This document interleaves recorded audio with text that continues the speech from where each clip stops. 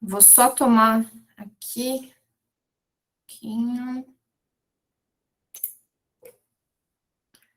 para vocês só se concentrarem na apresentação. Tá aparecendo? Tá, né? Sim. Beleza.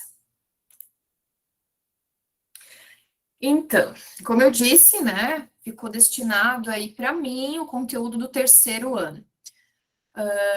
Dentro desse conteúdo do terceiro ano, né, que é a química orgânica, algumas escolas, né, em alguns momentos pode ser que tenha algum outro conteúdo sendo trabalhado, mas da forma que a gente separou, né, eu e o professor Bruno, então a gente vai abordar nos encontros comigo de química a parte de química orgânica. Então, eu vou começar com uma revisãozinha, para a gente já não cair de cara, né, nos exercícios. Então, para alguns, uma revisão, talvez para alguns aí do segundo ano, que não tenham visto, né, não sabem do que se trata a química orgânica. Então, na química, a gente faz algumas divisões para se estudar compostos similares, que têm as mesmas características. Então, a gente agrupa eles e dá nome para classes, né? Então, a química orgânica agrupa alguns tipos de compostos, né, que têm similaridade aí. Para quem já viu, são compostos formados por carbono, mas inicialmente não era essa a definição, tá? Então, eu apresento aqui que inicialmente os compostos orgânicos eram considerados aqueles que eram obtidos do reino animal e do reino vegetal. E os outros, que não eram obtidos dessas fontes, eram considerados do reino mineral.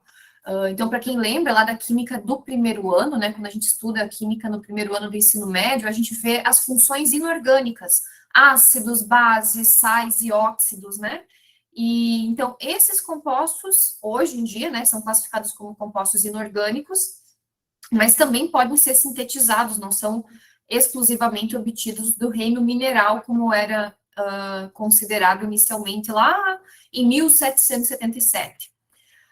Só para exemplificar aqui, né, então, um composto inorgânico, que é abordado lá no primeiro ano, então, do ensino médio, né, um óxido de alumínio. Então, a gente tem a presença de um metal e um ametal, e aqui já compostos orgânicos, que são representados por traços. Esses traços a gente vai depois ver que são carbonos, para quem não viu ainda essa forma de representação, tá? Então, aqui a gente tem dois tipos, né, duas classes de compostos, os inorgânicos e os orgânicos. Aqui, compostos extraídos do mel, que tanto antigamente como agora são considerados, né, compostos orgânicos. Eu digo antigamente pela aquela definição de serem obtidos de fontes naturais, né. Bom, mas a partir de 1828, essa definição já não fez mais sentido, porque se sintetizou um composto que só era, né, até então obtido de fonte natural, que era a ureia. Então, a partir do momento que aquela definição não fez mais sentido, teve que se mudar, né, e definir a química orgânica de uma forma diferente. Então, a química orgânica hoje, né, é um ramo da química que estuda os compostos do carbono.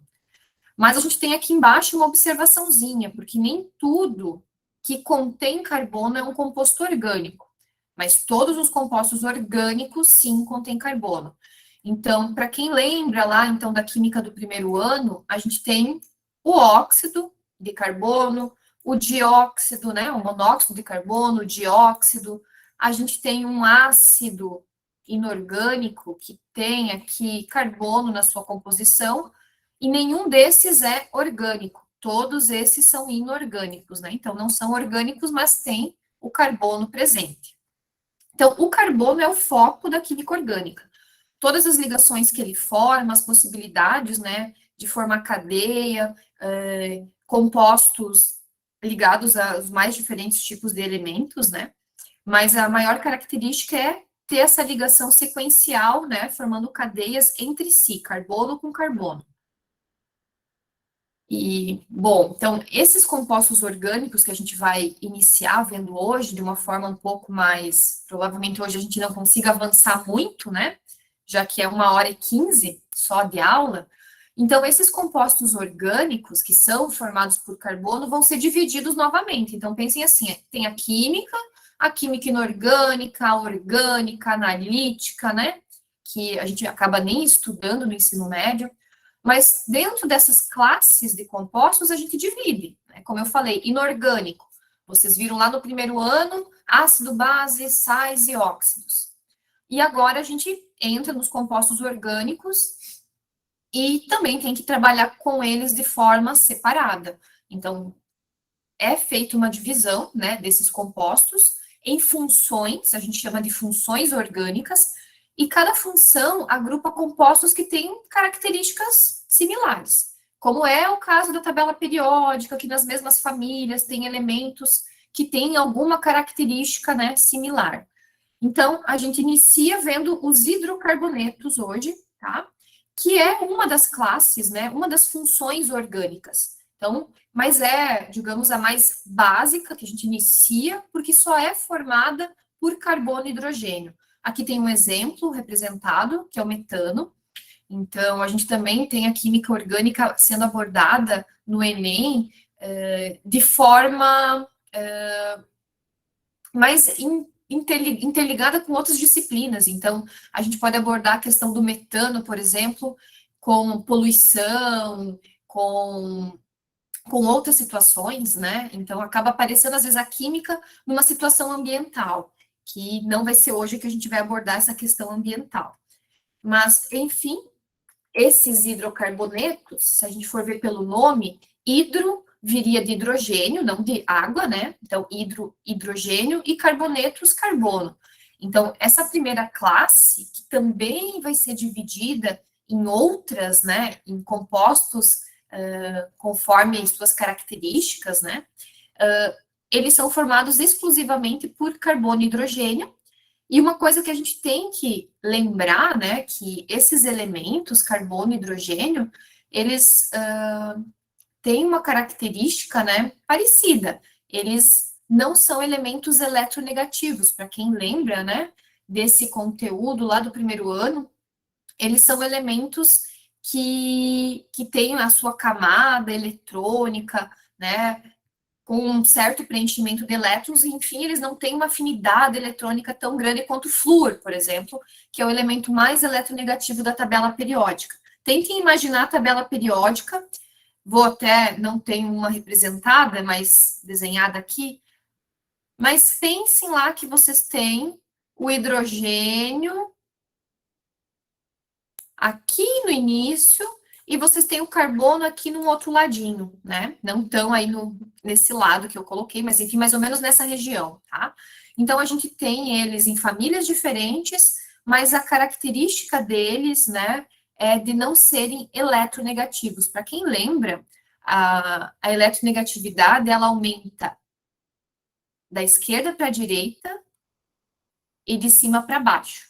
Mas a gente vai ter, né, aqui na família 7, o flúor, tá? O flúor, para quem lembra, é o elemento mais eletronegativo. Então, o carbono está lá na família 14, o flúor na 17. Então, eles não estão na mesma família. Só o meu desenho, a minha representação não tem uma escala muito boa, né? Bom, e daí a gente tem que falar dos hidrocarbonetos, né, da fonte, da onde que eles são obtidos. A principal fonte é o petróleo. E o petróleo, ele pode também ser abordado de várias formas, né?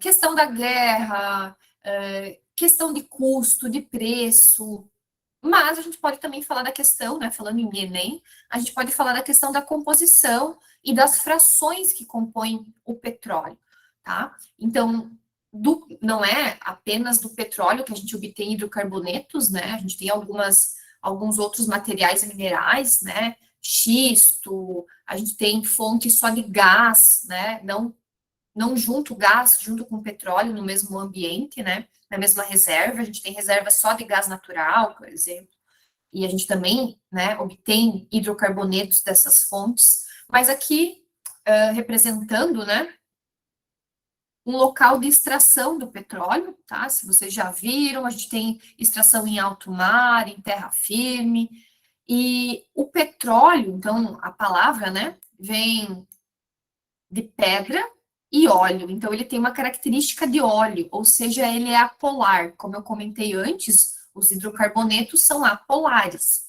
tá? Então, o petróleo, por ser por ser apolar, vai gerar compostos apolares. E o petróleo é composto por vários tipos de compostos, né? Uma mistura de compostos, e esses compostos precisam ser refinados, separados. E aqui a gente tem na esquerda, e daí a partir dessa representação a gente já vai entrar numa questão do Enem na sequência. Essa aqui é uma forma de separação, tá? Uma forma da gente estar fracionando. Ela é chamada de torre de fracionamento. Isso aqui é um esquema, ela se assemelha mais a um prédio, a uma construção gigantesca, mas aqui é uma representação, né? Uma escalinha pequena, enfim, um desenho só para didaticamente tentar explicar. Então, a gente fraciona o petróleo. O petróleo é fracionado em compostos de diferentes características, né? E essas características se devem ao tamanho da cadeia, ao tamanho dos compostos. Então, antes eu representei o metano. O metano, ele é um gás, para quem lembra, já ouviu falar. Então, o metano tem essa formulazinha aqui, CH4. Depois a gente vai entender a nomenclatura, né? Por que ele é chamado de metano. A gente também tem o etano, que são 2 carboninhos. Então, até 4 carbonos, a gente tem eles na forma de gás. Então, eles são compostos mais leves, tá? E eles estão na temperatura, nas condições ambientais, na forma gasosa. Então, isso é muito importante de vocês saberem, que até 4 carbonos, todos os compostos, né, os hidrocarbonetos, não posso lá pegar o etanol, né, que a gente usa aí para desinfetar as mãos, né, o etanol vai ter 2 carbonos também. Em algum momento a gente vai estudar lá os álcoois. Então, 4 carbonos, mas a gente está falando de hidrocarbonetos, né? Só carbono e hidrogênio.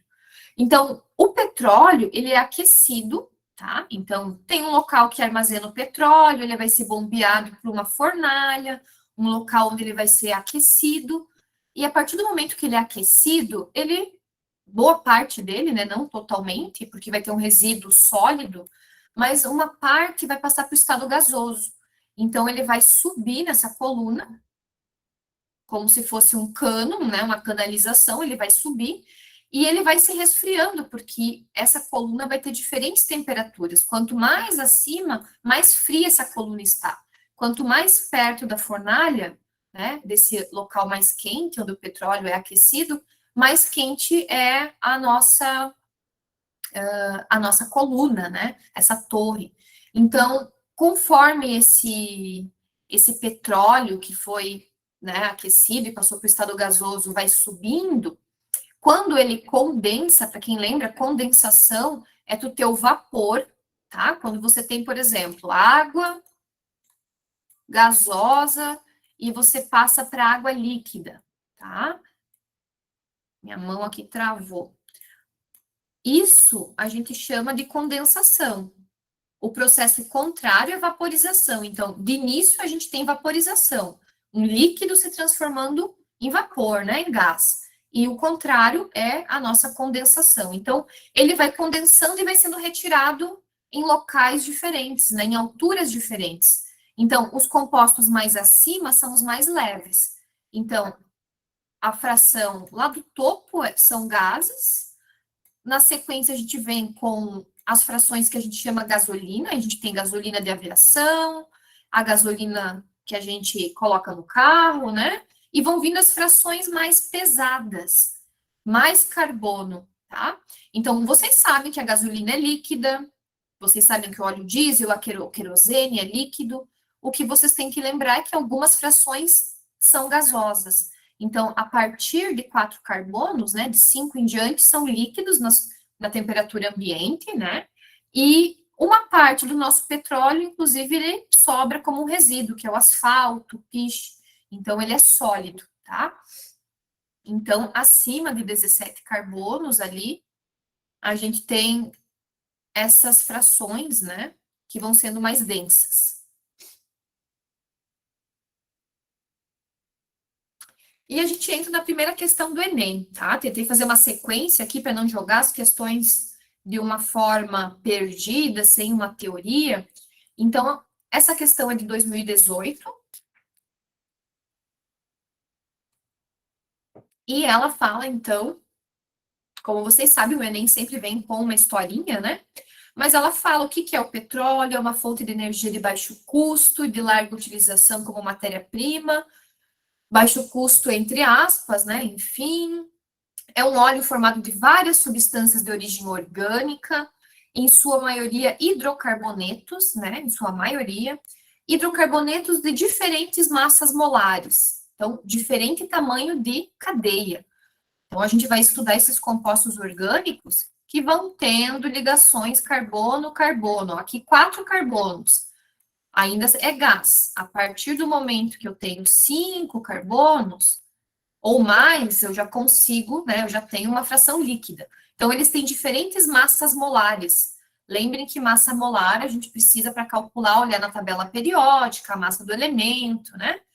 Enfim, que quanto maior a cadeia, maior a massa molar. São utilizadas técnicas de separação para obtenção dos componentes comerciáveis do petróleo. Além disso, para aumentar a quantidade de frações, porque às vezes não tem a fração que é desejada, né? Um tamanho de cadeia desejada. Frações seriam essas frações aqui atrás, ó, vou voltar. Fração de gasolina, fração de querosene. Então, eles estão interessados em frações, né? Esse é o objetivo de você pegar o petróleo, né? E a partir dele você obter frações, né? E comercializar ele numa forma que tenha um custo maior. E aqui ele cita o craqueamento, que não é o que foi mostrado ali atrás. Ali atrás eu comentei que era um fracionamento, uma destilação. Aqui ele cita o processo de craqueamento, que normalmente não é falado, não é trazido em livros, não é falado muito nas aulas, mas aqui ele traz, ele fala, né, que utiliza esse processo de craqueamento. E talvez, né, a gente pode pensar, eu sempre cito isso, vocês devem lembrar daquelas bolachinhas que a gente fala creme cracker.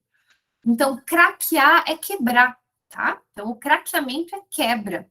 E ele pega o que, que ocorre nesse processo. Então, por mais que a gente não estude isso em aula, a gente tem que tentar associar os nomes com algo que a gente conheça. E a gente sabe que as raízes das palavras geralmente têm o mesmo significado, né? Então, aqui o craqueamento vai ser quebra. E daí a gente vem com as opções, né? O que, que seria esse craqueamento? Eu já vou colocar uma aqui que não é. Olhem só, essa aqui de baixo é como a gente separa as frações, mas usando aquecimento. É a destilação fracionada. Eu aqueço, né? Que era o que eu tinha mostrado antes, e vai saindo as frações naquela torre. Isso é uma destilação fracionada. Em laboratório, a gente usa coluna de fracionamento, né? De destilação. E não a torre, né? Uma coluna de vidro. Então, essa E não é, né? Não é a separação dos diferentes componentes em função de suas temperaturas de ebulição. Temperatura de ebulição, né? É uma forma de separar ali na destilação fracionada. Separar em função das suas temperaturas. E algumas coisas não vão ser mesmo, ó. Craqueamento não é uma reação de oxirredução, craqueamento não é uma solubilização, e não é decantação. Decantação é um processo físico de separação de substâncias. Então, sobra a alternativa A, tá? A alternativa A, então, esse craqueamento é a transformações das frações do petróleo em outras moléculas menores. Então, após tu destilar o petróleo, o que, que é feito? O petróleo é tratado, ele é aquecido e normalmente é usado um catalisador. Então, para quem lembra ou já ouviu falar de catalisador, é uma substância que vai acelerar a reação, aumenta a velocidade da reação e ele não é um reagente, ele não vai ser consumido. De início, ele participa de alguma forma, ele pode se ligar, pode ser um metal, mas no final ele é reaproveitado, né? Ele não é consumido, então a gente tem ele ao final do processo sendo regenerado. Então, aqui está sendo mostrado de uma forma bem simples, uma cadeia grande, as bolinhas são os carbonos para representar cadeias, Então, a gente inicia aqui com uma cadeia grande, e após ser aquecido e na presença de um catalisador, a gente vai ter frações menores. Então, aqui é só um exemplo, né? Bolinhas amarelinhas seria a gasolina, 3 aqui, querosene. Então, quanto mais bolinhas, né, mais pesado, né, maior essa cadeia. Claro que a gasolina não tem 2 carbonos, ele está colocando aqui que cada bolinha são 4 carbonos, tá? Então, a gente tem aqui só um esqueminha para mostrar o que é o traqueamento. É a quebra, quebra em moléculas menores. Bom, então, isso é uma parte de características, né? A gente até fala aqui de uma quebra, né? De uma reaçãozinha, mas não tem oxirredução, tá? É só uma quebra. Esse termo oxirredução, em algum momento, vai ser trabalhado. E vejam aqui, bem rapidamente, que os hidrocarbonetos são separados, vão sendo classificados. A gente chama dos aromáticos, que é uma classe específica, né? Dos hidrocarbonetos. Normalmente a gente lembra dos aromáticos por essa cadeia aqui, tá? Que é essa representação, são 6 carbonos, cada extremidade desses risquinhos são carbonos. A gente, para não representar os carbonos e as ligações, que a gente vai em algum momento já ver isso aqui, a gente acaba, tá bem tortinho, né? A gente acaba representando só os traços. Então, aqui tem 2 traços, eu vou representar os 2 traços, as 2 ligações. Eu não mostro os átomos, tá? Então, essas representações, né, por traços é para a gente facilitar a representação desses compostos orgânicos. Em vez de eu representar carbono ligado a carbono, eu só faço traços e a gente trabalha com zigue-zague. E a gente não mostra os hidrogênios, tá? A não ser que ele esteja ligado ao oxigênio, a nitrogênio, mas nos hidrocarbonetos, né, a gente só representa os tracinhos. Cada carbono que eu for colocando é mais um traço. Se tiver uma dupla ligação, eu vou representar 2 traços, que aqui não vai representar muito bem, né? Então, cada traço é uma ligação. E a gente tem aqui os alifáticos, esse nome é o que não é aromático. E daí a gente separa eles em cadeia aberta, a gente chama de cadeia, essa sequência de carbonos, é uma cadeia, e fechado se é similar a essa aqui. Se eu não tenho cantos, extremidades, então eu tenho cadeias fechadas. E essas cadeias, né, esses compostos, eles vão poder ter ligação simples, né? Lá no primeiro ano a gente vê, no ensino médio a gente vê as ligações, né? Simples, dupla, tripla. Acredito que vocês lembrem, né, das ligações. Então essas ligações aqui, dupla, tripla e a simples, né? Ligação simples, quando não é insaturada que a gente fala. E a gente classifica, então, nesses nomes que estão em azul. Quando eu tenho um composto que tem uma cadeia aberta, vou apagar um pouquinho essa minha zoeira aqui. Quando a gente tem um composto de cadeia aberta, ou seja, não faz uma representação geométrica, tipo esse aqui embaixo, né? Não parece um hexágono ou um cubo ou pentágono, né? Pensa ali com 5 lados. Então, quando a gente tem só a ligação simples, é o que a gente chama de alcano, tá? Alcano é uma cadeia aberta, simples, e vai ter os hidrogênios ligados, que eu não vou representar aqui. A partir do momento que tu tem uma dupla, uma ligação dupla, tu já tem o que a gente chama de alcenos, tá? Então, hoje a gente vai ficar meio que só com os alcanos, assim, para ver a nomenclatura, revisar. A tripla gera alcinos, e a gente tem ali uma divisão que não é necessário trabalhar alcadieno, alcatrieno, né? É quando você tem 2, 3 duplas. É uma divisão dentro dos próprios alcenos, tá? E se eu tenho esse ciclo, né, essa cadeia que tem um formato, que tem uma geometria diferentinha, né? Pensem assim, o anel, né? Um anel. Um anel não tem uma extremidade. A gente não tem um início e um fim. Então, qualquer forma geométrica que vocês vejam, sejam com 5 lados, 4 lados, né? Só não essa bolinha, né? Então, quando a gente não tem extremidade, a gente chama de ciclo. E se o meu ciclo é de ligação simples, né? É uma cadeia que a gente chama de saturada, ligação simples, a gente chama de ciclo alcano. Esse aqui é um ciclo alcano. Se eu fizer uma dupla ligação, eu tenho já o ciclo alceno. Então, a partir da presença da dupla, eu tenho o que a gente chama de cadeia insaturada. Então, eu tenho cadeia saturada aberta, cadeia saturada fechada e insaturada também, aberta e fechada. Tá? Os compostos aromáticos têm cadeia fechada, insaturada, mas vai ter umas outras características, né?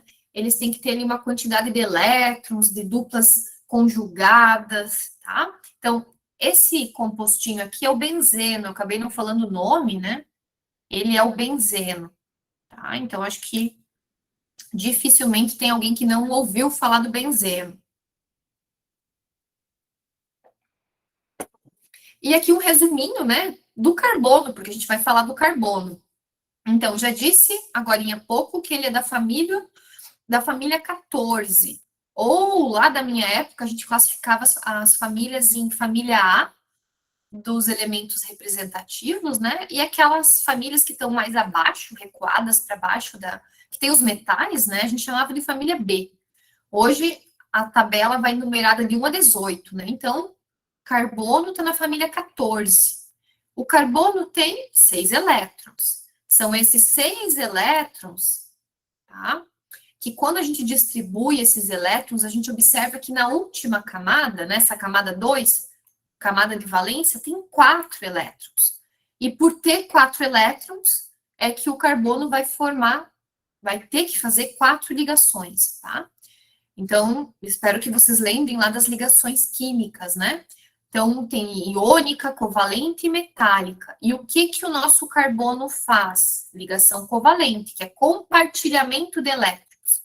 E ele vai compartilhando elétrons entre carbono, hidrogênio e vai formando as cadeias, né? Aquela sequência de carbonos. Também pode se ligar a outros elementos, né? De outras famílias, além do hidrogênio, mas a gente está iniciando aqui com só carbono e hidrogênio, né? E por conta desses 4 elétrons, né, na última camada, que quando a gente faz as ligações, o que que a gente faz? A gente distribui os elétrons ao redor do átomo. Então, eu tenho que ter, segundo a regra do octeto, né, para quem lembra, para que esse carbono fique estável, ele tem que fazer 4 ligações, ó, porque, para quem lembra, isso aqui é um orbital, né, é um local onde os elétrons estão, porque a gente tem o núcleo, vou voltar aqui, núcleo, onde ficam prótons e nêutrons, e daí a gente vem representando por outros círculos, é só uma representação, as camadas. E a gente sabe que dentro dessas camadas, né, ficam os elétrons. Então, na primeira camada cabem 2 elétrons, esses 2. Na segunda camada, cabem 6 elétrons, até 6. Só que o nosso carbono tem só 2. Então, ele pode e deve, né? Ele precisa, por compartilhamento, né?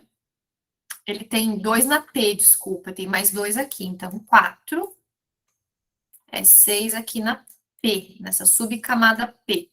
E aqui ele já tem 2. Então, ele tem que preencher essa camada porque, né, comporta mais elétrons. Então, nesse orbital P, nessa subcamada P, que seria uma divisão dessa camada, faltam 4 elétrons. Então, está faltando 4 elétrons que ele vai adquirir por compartilhamento. Então, por isso que o metano, que é o CH4, tem 4 átomos de hidrogênios ligados. Aqui, sem se preocupar com a geometria. Aqui a gente não tem a geometria representada, mas aqui não está o ângulo correto, tá? Aqui estou desenhando no plano, em 2 dimensões, x, y, né? Sem me preocupar com as 3 dimensões que sim esse composto tem, né? Então, a gente pode ter 4 ligações simples, que é o que acontece aqui no metano. A gente pode ter uma dupla e 2 simples, então pensem o carbono fazendo uma dupla e ele vai precisar fazer mais 2 simples. Vou colocar aqui um oxigênio, que ele faria uma dupla com oxigênio. Então, aqui nós temos uma dupla. Já coloquei aqui a geometria correta. Para quem lembra lá das ligações químicas, né? A gente tem um ângulo aqui de aproximadamente 120 graus. Esse composto tem uma geometria que a gente chama de trigonal plana, porque tem 3 átomos ao redor do carbono. Então, é trigonal.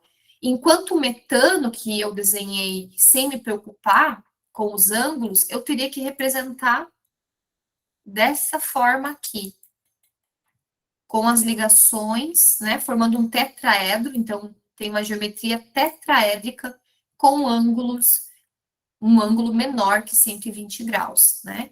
Tem cerca de 105 graus, 109 graus.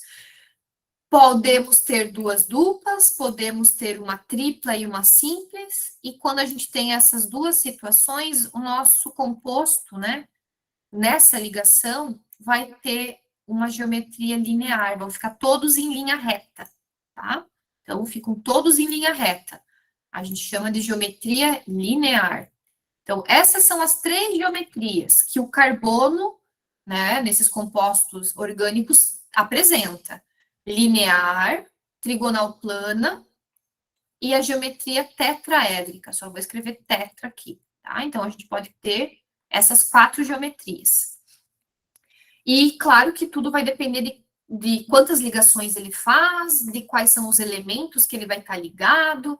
Então, aqui tem algumas outras representações, olha, ligado com oxigênio, ligado com nitrogênio, e cada um desses elementos, né, tem uma quantidade de elétrons na última camada, portanto, faz uma quantidade específica de ligação.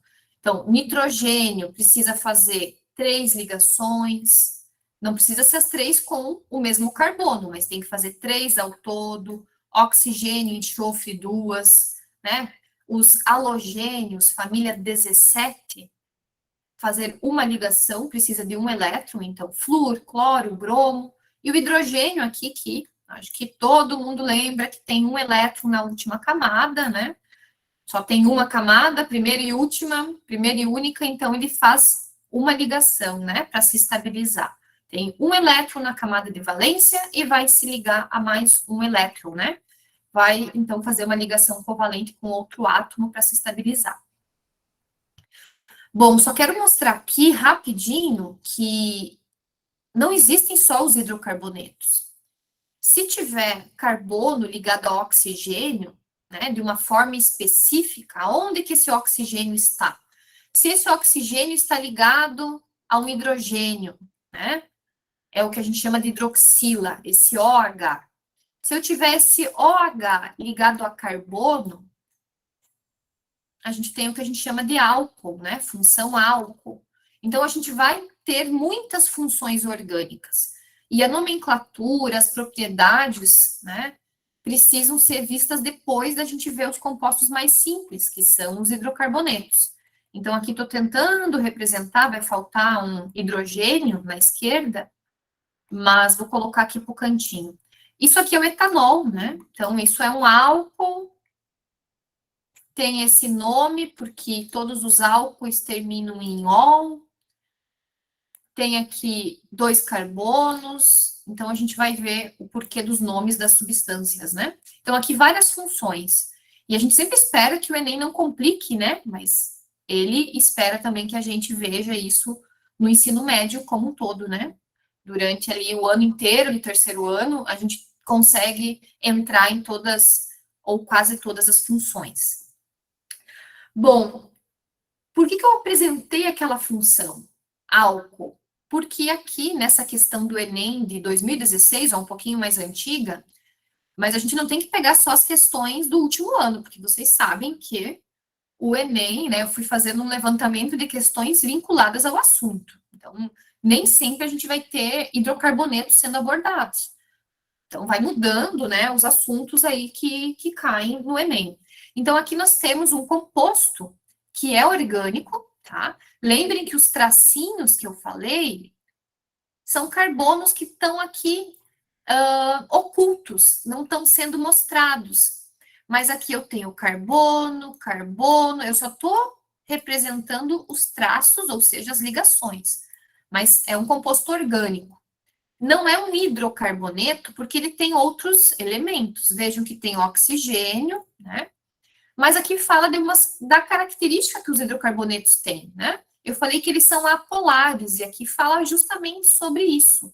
Ser apolar, né, não ser polar, obviamente, né? E vocês têm que lembrar que a água é o nosso solvente universal, é algo que a gente conhece e sabe que é polar, né? Todo mundo sabe que a água tem essa geometria, é polar, porque tem um elemento aqui eletronegativo, que é o oxigênio, que puxa elétrons, e então eu tenho duas regiões aqui, né, diferentes. Eu tenho uma região com maior densidade eletrônica e o hidrogênio, querido, fica pobrinho em elétrons, porque o oxigênio puxa para ele o quê? Os elétrons da ligação. Então, ele puxa mais perto dele. Então, por isso que a água é polar. Faltou um R aqui. E os nossos hidrocarbonetos não são polares, porque não tem ali elemento eletronegativo, né? Nos hidrocarbonetos. E aqui, então, ele fala lipofilia, né? E fala que ela mede o grau de afinidade que a substância tem, né?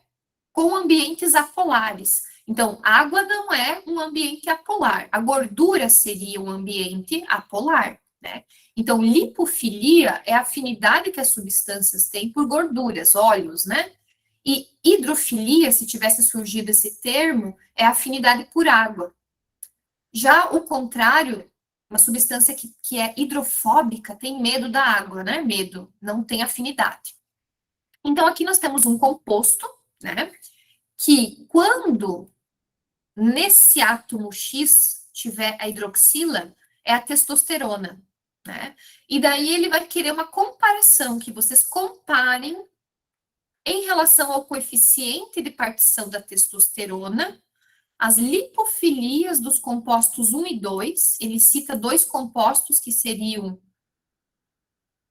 X, quando eu tiver aqui no lugar do X, em vez da hidroxila da testosterona, que o oxigênio é um elemento, então, eletronegativo e seria mais polar, né? Geraria uma região polar, por existir esse oxigênio. Então, se em vez do oxigênio eu tiver um composto que tem só um hidrogênio aqui, só o hidrogênio, ou o CH3 que está mostrado aqui, o que vai acontecer com essas substâncias, né?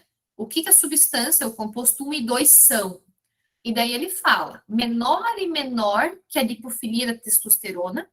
Então, a testosterona não é superpolar, não é porque tem lá só uma hidroxila que ela vai ser um composto polar que se dissolva na água, mas ela é mais polar que o composto 1 e 2. O composto 1 e 2 não vai ter aquela hidroxila. Então, a presença da hidroxila torna a testosterona mais polar que esse composto 1 e 2 que a gente não sabe o nome, né? Então, ele, na letra A, ele fala que o composto 1 e 2 vai ter, né, vai ser menor e menor, porque é respectivamente, composto 1 menor, composto 2 menor, que é a lipofilia da testosterona. Então, pensem, não vai ser menor, ele vai ser mais lipofílico, né? Porque vai ter ali a troca da hidroxila por grupos que não são polares. Então, não é menor e menor, H e CH3 são similares, os dois são apolares, né? Grupos que não têm uma alta eletronegatividade, então tem que ser a resposta B, tá? Esses grupos, como eu já disse, os hidrocarbonetos são apolares, porque carbono e hidrogênio têm não são eletronegativos, né? Então eles têm uma característica similar, são elementos que não são eletronegativos. Entre eles não tem uma diferença alta de eletronegatividade, então não gera polo positivo e negativo. Então, quando eu coloco H e CH3, a minha molécula fica menos polar, ou seja, mais lipofílica. Elas vão ser maior e maior, né? Apresentar maior e maior lipofilia que a testosterona. Então, essa é uma questão que aborda características, não aborda nomenclatura, né? Aborda a característica de polaridade e, no caso, né, esses termos lipofílico ou hidrofílico poderia ter aparecido, se fosse o caso, né, ou hidrofóbico. E aqui, só para relembrar, então, que quando existe uma diferença de eletronegatividade, vocês precisam revisar esse conceito. Então, como eu disse, lá na tabela periódica, aumenta da esquerda para a direita e de cima para baixo. Isso na tabela periódica, né? Então, é dessa forma que a gente sabe quais são os elementos mais eletronegativos. Então, quando tem uma diferença de eletronegatividade, como é o caso lá da água, entre o hidrogênio e o oxigênio, né? A ligação é polar. Só que quando a ligação é polar, ainda eu preciso observar a geometria da molécula. Aqui no caso, a gente tem uma molécula que tem um ângulo, porque tem elétrons aqui no nosso oxigênio ocupando um espaço. Então, a gente não desenha a água de forma linear, não é reta a ligação. Ela tem um ângulo, né? Então, ficou parecendo ali um bonequinho, né? Mas então a nossa água é angular, por isso a gente tem lá uma região polar, né? Uma região sobre o oxigênio polar. Agora, outras moléculas, por mais que tenham o oxigênio, vão ser apolares se a geometria não favorecer que a molécula seja polar. Como assim a geometria não favorecer? Olhem isso, aqui a gente tem o oxigênio puxando elétrons, essas flechas mostram essa força, essa atração por elétrons, aqui no CO2, né? Esse é o CO2. Só que os dois oxigênios puxam, né, por ter duas duplas ali, é O dupla, C dupla, O. Então a gente tem um cabo de guerra, a gente tem duas forças em direções contrárias. Então a gente considera que o momento de polo, eu não crio um polo que não é neutralizado, né? Eu acabo criando duas regiões negativas em lados contrários. Então, isso se anula. A região negativa desse oxigênio é anulada por essa região negativa. Então, essa molécula é apolar, o CO2, enquanto a água é uma molécula polar. Aqui mostrando, então, a água, porque a gente tem uma geometria que gera, né, uma região, né, uma resultante de forças para cima. Para quem lembra na física, né, quando a gente tem lá vetorialmente, né, duas forças, elas se somam e a resultante, então, vai para uma direção diferente do que estava representado lá no CO2, que eram duas forças em direções contrárias, e daí com isso se anulavam, né, essas forças. Então, precisa ser cuidado a geometria, tá? Mas de uma forma, tentando resumir, né, quando aparecer oxigênio, nitrogênio, a molécula pode ser polar, vocês precisam cuidar da geometria, né? Então, vamos ver se não tem forças sendo anuladas ali por outros elementos também eletronegativos. Aqui nós temos uma questãozinha que vai abordar esse assunto, polaridade, tá? É uma questão extensa, o enunciado, é uma técnica que eu sempre faço com os meus alunos lá no terceiro ano, né? Que é a cromatografia em papel. Nem prestei atenção se tinha algum aluno meu do terceiro ano, mas eu acho que não temos aqui hoje. Acho que não. Só vi o Minha Cauã, né? prof, Quem está aqui? a Bela. Ah, Isabela. Ah, tinha que ter, né, uma aluna dedicada. Então, a Isabela fez a técnica da cromatografia, expliquei essa questão em aula. Então, é uma técnica de separação como a destilação fracionada é. Só que a destilação fracionada do petróleo, a gente está separando as moléculas por diferentes pontos de ebulição. E aqui a gente vai separar pela diferença de polaridade. Então, essa técnica de cromatografia em papel, a gente usa um papel, esse papel vai ser colocado dentro de uma cuba, dentro de um becker, um copinho que vai ter um solvente. Esse papel a gente vai colocar, no caso, em aula, a gente fez com canetinhas, né? Mas aqui é usado, nessa questão, ele cita o pimentão, extratos de pimentão. Então, eles aplicam, eles colocam nesse papel extratos de pimentão. E quando esse papel, vocês sabem que o papel em contato com água, com solventes, enfim, com etanol, ele vai molhar, né, entre aspas. Mas quando a gente coloca só uma parte na água, o solvente sobe por capilaridade, ele vai subindo. E ele vai subindo e ele vai carregando as cores desses nossos pigmentos. Queria ter colocado uma figurinha, mas acabou que não deu tempo, tá? Então, essa cromatografia em papel, ela se baseia na migração diferencial. Diferencial é diferente, né? Os componentes vão subindo de forma diferente. Se eu colocar aqui o pimentão vermelho, o extrato dele, né? Extrato é você fazer tipo um xaropão lá, um chazão. Você conseguir extrair a cor, né? Aqui um outro pimentão, né? Nós temos amarelo, verde e vermelho. Então, digamos que eu tenha 3 pimentões aqui, 3 extratos. Cada pimentão tem cores diferentes, né? Tem compostos diferentes que dão cor diferente. Então, com isso, eles vão subir, migrar de forma diferente. Aqui ele explica que a fase estacionária, a fase paradinha, é o papel com água absorvida. Esse papel já tem água, né? O papel é formado por celulose. E daí, conforme a gente vai, esse solvente vai subindo, ele vai carregando os compostos. Mas tudo depende de quem é o solvente. Aqui a gente tem solventes que talvez, nesse momento, vocês não saibam. O hexano é um hidrocarboneto. Então, eu falei que os hidrocarbonetos são apolares. A acetona, que a gente usa em casa, é um pouquinho mais polar, mas não é uma substância muito polar. E aqui daí ele comenta, né, das interações intermoleculares. Interação é o que acontece, por exemplo, com a água e o álcool. A gente tem a formação da solução do álcool 70, por exemplo, a gente só consegue dissolver o álcool na água porque eles interagem, porque existe o que a gente chama, a gente conhece, né, por ponte de hidrogênio, interação de hidrogênio, porque as duas substâncias são polares. Então, ou a gente poderia dizer de polo, né, negativo como um ímã. O lado negativo do ímã vai ser atraído pelo lado positivo do outro ímã. Aqui no caso, moléculas, né? O lado positivo da molécula com o lado negativo de outra molécula.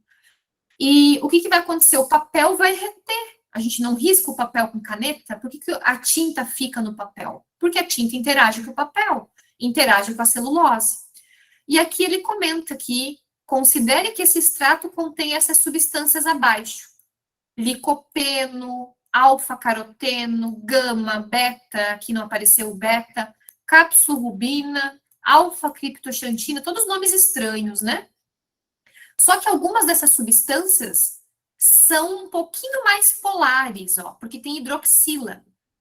Comentei agora há pouco. Quanto mais hidroxila eu tiver, mais polar é.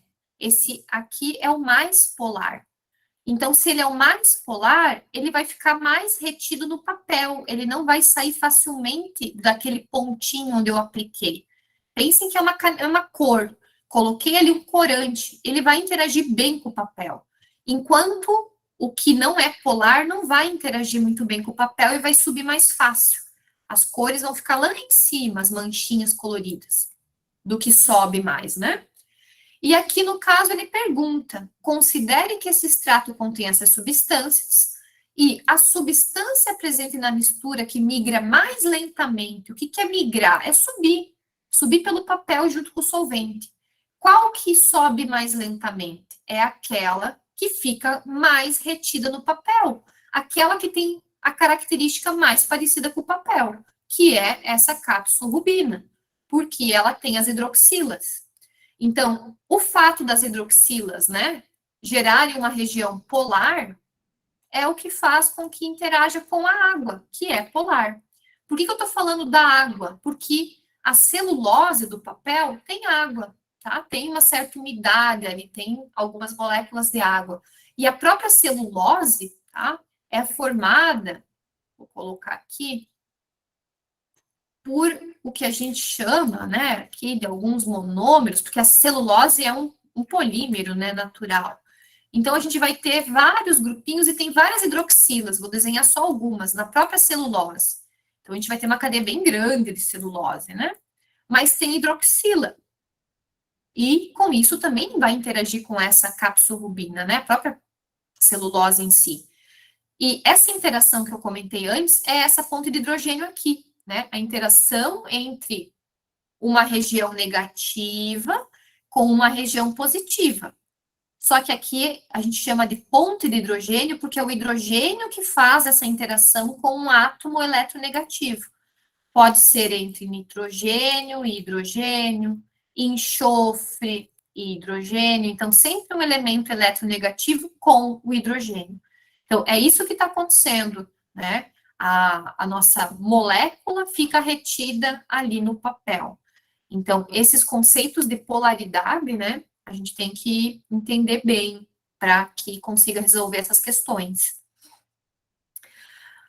Aqui eu já entro numa questão que não sei se vai dar tempo da gente abordar muito bem ela, porque já é 8:08. Na sequência já entra outro professor, Cauã. Isso. Isso, né?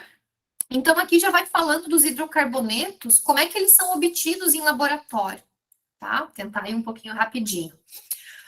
Aqui ele mostra um composto que não é um hidrocarboneto. Então, o Enem sempre mostra esquemas, reações, exemplificando. Isso aqui é um exemplo. Esse composto é um ácido, tá? É um ácido orgânico, tá? Então, claro que quando a gente já estudou, o cursinho ele é mais interessante para quem já fez o terceiro ano ou quem já tem uma noção, né? Porque senão, com certeza, as pessoas ficam um pouquinho boiando, né? Então, se perdem um pouquinho. Isso aqui é o que a gente chama de ácido carboxílico, porque ele tem essa hidroxila, né? Ácido carboxílico, porque tem a carbonila e a hidroxila. É isso que define ele ser um ácido. Ele fala que sofre uma eletrólise, né, esses ácidos. Então, os hidrocarbonetos podem ser obtidos por descarboxilação, nomes complexos aí, né, mas o que importa é o exemplo. Essa reação é utilizada, então, na síntese de hidrocarbonetos diversos, a partir de óleos vegetais, blá, blá, blá. Esse esquema ilustra, exemplifica. Vejam que o que está acontecendo? Eu tenho uma estequiometria aqui. Então, lá no segundo ano, a gente estuda estequiometria. Vejam que eu tenho duas moléculas e aqui eu só tenho um hidrocarboneto, porque eu vou precisar duas moléculas aqui, ó, tem 1, 2, 3 carbonos, para formar aqui uma molécula com 4 carbonos e mais 2 carbonos aqui do meus 2 CO2, totalizando 6 carbonos. Então, aqui cada molécula tem 3 e no final tá balanceada essa reação. Então, vejam que é uma reação para formar hidrocarbonetos. E daí ele dá um composto, que a gente precisa entender de nomenclatura, tá? Mas, claro que a gente vai ver essas nomenclaturas com mais calma. Só que quando a gente não sabe a nomenclatura, a gente pode ir por lógica, a gente pode aproveitar, e essa foi a minha intenção. A gente tentar entender um exemplo e, a partir do exemplo, conseguir, né, claro, com um pouquinho de noção aqui, conseguir responder. Então, vejam só, como aqui o que aconteceu? Eu tenho duas moléculas com 3 carbonos cada, total 6 carbonos lá no início. E eu vou formar uma molécula com 4 carbonos e mais o CO2, né, que eu vou ter no total 2 carbonos ali. E daí ele dá um nome aqui, né? Ele fala lá que qual é o hidrocarboneto, né? Com base nesse processo, o hidrocarboneto produzido na eletrólise do ácido tal é quem? Né? Esse composto aqui, a gente vai conseguir ver mais para frente que but são 4 carbonos, para quem já viu isso, né? Então, lá nos hidrocarbonetos, a gente acaba estudando a nomenclatura baseada na quantidade de carbonos. 4 carbonos é but. E esse óico é porque, né, butanóico é porque é o ácido.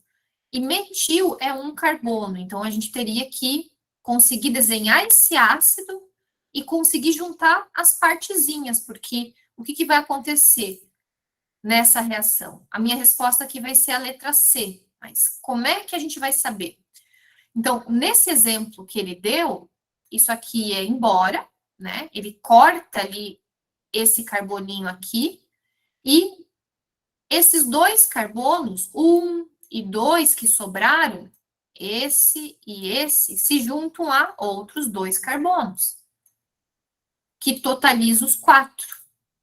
Então, quando ele dá lá o exemplo, esse é o composto que ele cita. Ele vai cortar a molécula aqui. E eu vou ter que juntar 2 partes iguais, tá? Então, eu vou partir de 2 moléculas com 4 carbonos, total 8 carbonos, né? Na cadeia principal, 1, 2, 3, 4 carbonos. 4 carbonos vai me sobrar só para cá.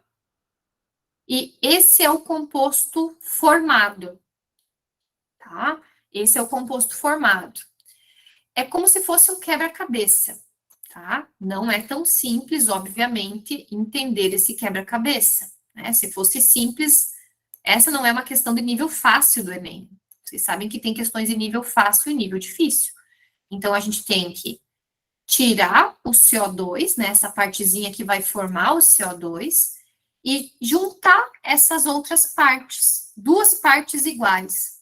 E a gente teria que contar, eu vou pegar essa partezinha e vou desenhar aqui.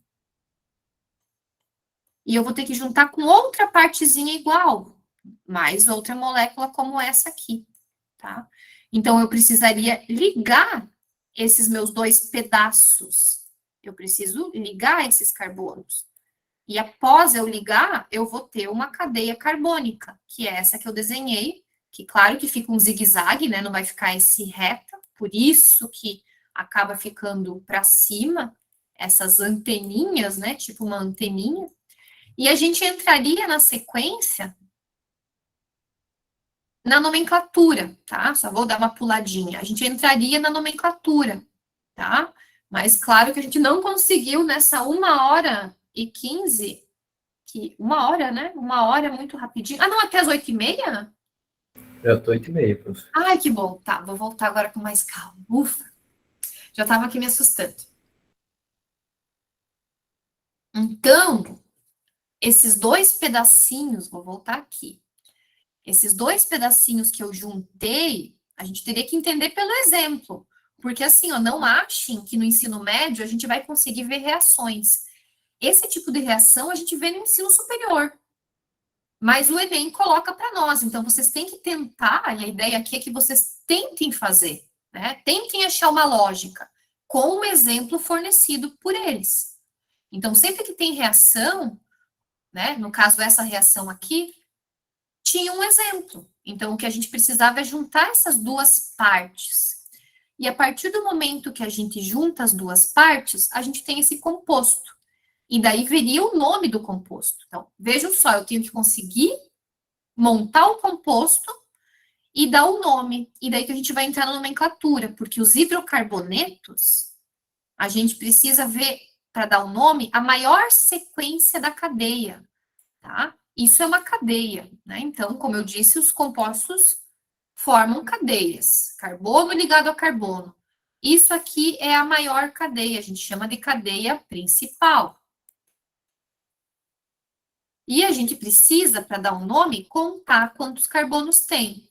Aonde estão os carbonos? Em cada extremidade. Lembrem, os carbonos estão ocultos. Aqui não aparece, mas é um carbono.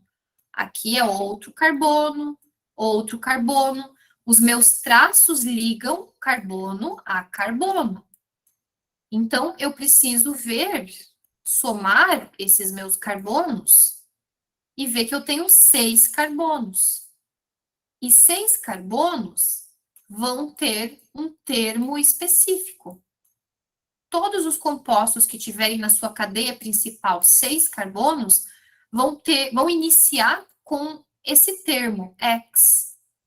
E o que ficar de fora, a gente chama de ramo, ramificação, radicais, igual um galho de uma árvore que tem raminhos. E eles vão ter um nome específico. Mas se eu já souber que a minha cadeia principal tem 6 carbonos, porque eu juntei 3 carbonos lá do meu composto, com mais 3, né, da outra molécula, eu já sei que eu tenho 6 ao todo. E daí eu volto ali na minha nomenclatura, né, na minha resposta, vou voltar lá, e vejo que o final do meu nome, as únicas opções que tem 6 carbonos no final do nome, porque o final do nome sempre vai ser a cadeia principal, é a letra B e a letra C. Então, as outras opções vocês teriam que descartar, porque não tem na cadeia principal 8 carbonos. Opa, aqui tem mais um hexano, desculpa. São 3 hexanos, e eu teria que saber ali onde que ficaram aqueles nossos raminhos. E para isso a gente precisa, vou voltar lá, numerar a minha cadeia. Então, a gente numera a cadeia, e com as numerações a gente sabe qual é o nome.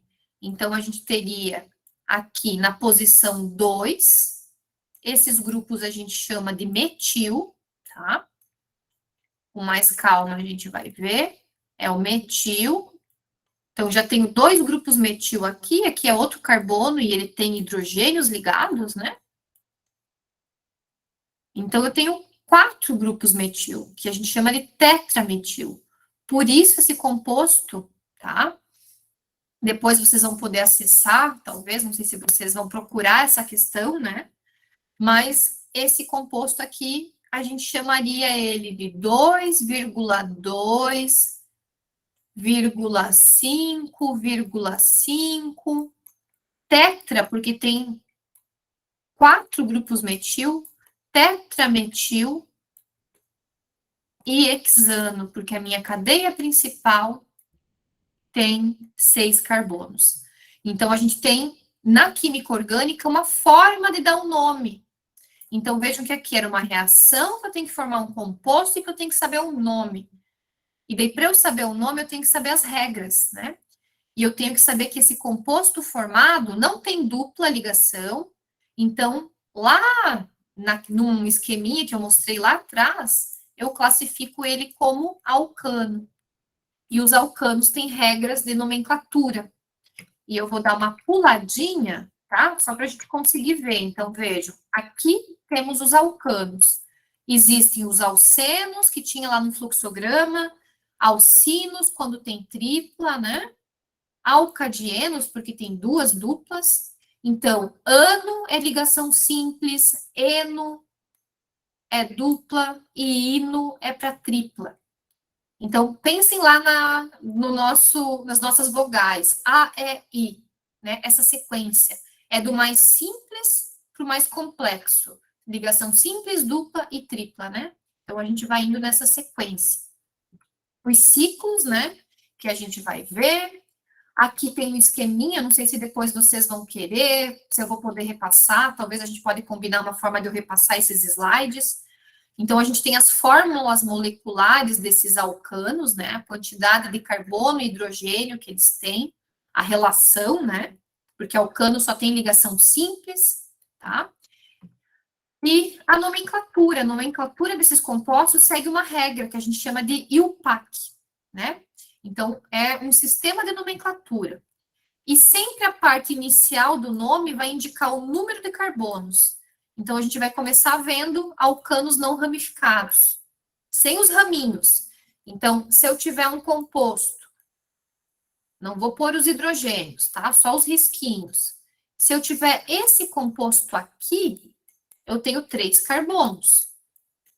Então, eu tenho que ver o que 3 carbonos significa, né? 3 carbonos vai ter um prefixo. Como ele só tem ligação simples, depois do prefixo eu vou usar o an e depois o o no final. Então, aqui, juntando esse an e o o, é ano, né? Todos os alcanos terminam em ano. E aqui eu tenho um exemplo ó, com 2 carbonos que é et, né? Etano. E no caso, esse composto que eu formei é o propano, lá em cima. Propano. E essa é uma tabela que vocês têm que conhecer, memorizar. Isso é memorizando, é decorando, né? Então, compostos com um carbono, né? Sempre vai começar com met. Metanol é quando eu tiver uma outra função, né? Quando for um álcool, mas tem um carbono. Então, metanol é esse aqui. Etanol, por que não é etano? Porque etanol vai ter hidroxila. Então, os nomes todos vão começar baseados nessa quantidade de carbono. O início do nome é a quantidade de carbonos. Então, met, et, prop, but, e vai indo, né? Geralmente cobrado de vocês até 10 carbonos. E aqui um exemplo, para a gente conseguir ver a nomenclatura, a gente sempre busca de início, quando a gente tem os compostos, né, orgânicos, a maior cadeia. E o que fica de fora é o raminho, né? Então, para a gente dar o nome, agora eu vou pegar uma cadeia aqui que tem um ramo, que tem uma ramificação. A gente sempre identifica a cadeia principal, que é essa que eu estou colocando em amarelo, tá? Eu poderia descer ela e ter a mesma quantidade de carbono, sem problema nenhum, eu tenho que ter a maior sequência. No caso, as duas opções em amarelo geram 6 carbonos, né? E o que ficar de fora é o meu ramo. Então, eu numero a minha cadeia, sempre mais perto. Então, a numeração em vermelho aqui está errado. É sempre mais perto do meu ramo. 1, 2, 3, né, nessa sequência. E com 6 carbonos, se vocês forem lá naquela tabela, a gente tem o termo que tinha lá naquela questão do Enem, X. Então, esse composto é um hexano, só que é um hexano, isso aqui é o hexano, que tem um raminho. Aonde que está o raminho do hexano? No carbono 2. Então, a gente precisa indicar, a forma de indicar é essa que eu vou representar para vocês. Esse 2 é esse 2 que eu circulei aqui, é a posição do meu ramo. E esse ramo tem um carbono. Um carbono é match. E sempre que eu tiver um raminho, termina em il. Não vai terminar em ano, porque não é a cadeia principal. Só vai terminar em ano a minha cadeia principal, que é o que eu estou escrevendo agora, hexano. Então, eu tenho, primeiro, a minha ramificação, e depois a cadeia principal, que é a de 6 carbonos, tá? Então, tem as regras, né? Identificar a maior cadeia, numerar a cadeia mais perto dos radicais, tá? Aqui eu tenho uma outra cadeia. Se a gente for na horizontal, a gente vai ter 3, 4, 5, 6 carbonos. Mas se, né, nessa forma que eu circulei que está errada. Só que se eu for circular de verde e descer, eu tenho 7 carbonos. Então, eu tenho que obter sempre a maior cadeia, a cadeia, né, com mais carbonos. E o que ficar de fora é o nosso ramo. Aqui ficou de fora um carbono. Como colocado antes e como apareceu naquela questão lá do Enem, um carbono é o metil. Se tivesse aqui 2 carbonos para fora, vai ser o etil. E assim por diante, tá? Então, um carbono, metil. 2 carbonos ali para fora da minha cadeia principal, etil. E eu tenho aqui as numerações, ó. Eu estou numerando de baixo para cima. Por quê? Para que esse meu carbono que ficou para fora esteja mais perto aqui, né? Um número menorzinho para ele. Ele está mais perto do início da minha numeração. Então, esse meu composto teria o nome de 3-metil, porque no carbono 3 está ligado esse meu raminho metil, e na sequência eu tenho o quê? Que dá o nome da cadeia principal, que tem ao todo 7 carbonos. 7 carbonos é hept. Se vocês forem naquela tabelinha, que talvez para as próximas aulas que eu der é bom vocês terem essa tabelinha, hept é 7 carbonos. E como é um alcano, a gente termina em ano. Então, por que é um alcano? Porque só tem ligação simples. Não apareceu uma dupla, não apareceu uma tripla em lugar nenhum, né? Então, esse é um alcano e o nome dele é 3-metil-heptano. Passando rápido, né? Professora voando aqui. Esse outro composto, tá? Deixa eu ver se tem até a nomenclatura para ser mais rápido. A cadeia principal é parecida com a de antes, só que além desse CH3 que ficou de fora antes, eu tenho outro CH3, eu tenho outro raminho, né? 2 ramos. E a minha numeração vai começar agora da esquerda para a direita. Não vai mais ser de baixo para cima, né? Vai ser da esquerda aqui para a direita, porque esse meu CH3 aqui está mais perto desse canto. Esse CH3 está no carbono 3 se eu começasse a numerar de baixo para cima, ó. Então, a gente precisa sempre ver aonde que eu tenho os raminhos, né? Onde que essas minhas ramificações estão. Então, a minha numeração, acabei deletando o que não era para deletar, né? Minha cadeia principal aqui. Então, eu preciso numerar. E esse aqui é o carbono 5, por isso que aqui eu tenho a numeração dos 2 ramos. E como eles são iguais, né? São metil, esse é o metil e o de baixo é o metil, eu coloco os 2 números, as 2 posições. Está no carbono 2 da cadeia principal e está no carbono 5 da cadeia principal.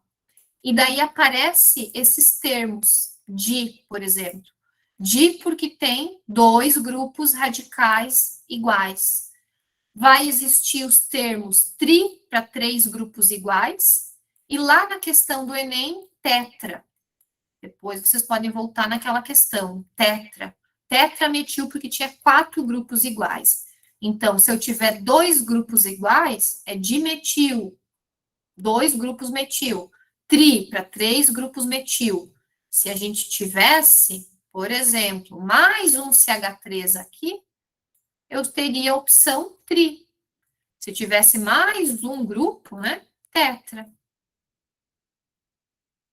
Então, olhando aqui o meu reloginho, né, já deu o horário e não sei, Cauã, se é repassado esses materiais para os alunos, se tem como, eu posso repassar, posso até fazer um pouquinho mais completinho, mas hoje teria mais coisas, mas realmente, pelo tempo, né, eu não sabia como a gente andaria, então sobrou alguns slides, né, sem ter sido visto, mas poucos, né, acho que mais ou menos eu fui no tempo certo, né, consegui ali finalizar o que eu queria. Foi rápido, pessoal, né? Essas aulas, assim, a gente tem que correr, né? Não é o que eu gosto de fazer, ou é? Quem me conhece? Acho que às vezes eu corro, né? Mas a gente precisa correr para que vocês revisem, né, um pouquinho de tudo aí. O pessoal que já terminou o ensino médio, pessoal aí que está querendo ter uma noção já, né, do segundo ano para fazer o Enem. Então, acho que era isso, né? Provavelmente depois vai ter uma chamada, vai ter também ali o que vocês acharam. Me digam se acharam muito rápido, se precisam mais revisão. Podem ser bem honestos, não me importo com críticas. Vocês têm que criticar para a gente poder melhorar para as próximas aulas, tá? Beleza? Daí o Cauã me passa tudo, né, Cauã? E daí o pessoal vai repassar o que a gente precisa melhorar. E agora acho que vocês seguem com a Lia, né? A Lia já entrou. Fui correndo ali no final, mas